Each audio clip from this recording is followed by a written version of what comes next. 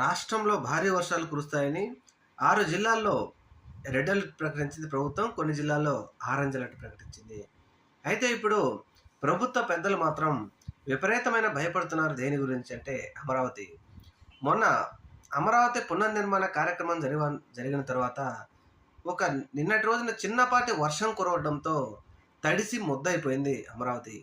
అక్కడ ఏంటంటే అంతా లూజు సైల్ కావడంతో బయట 100% వర్షం పడితే ఏ విధంగా ఇబ్బందులు పడతామో అమరావతిలో 20-30% వర్షం పడితే ఆ విధమైన ఇబ్బందులు జరుగుతాయి.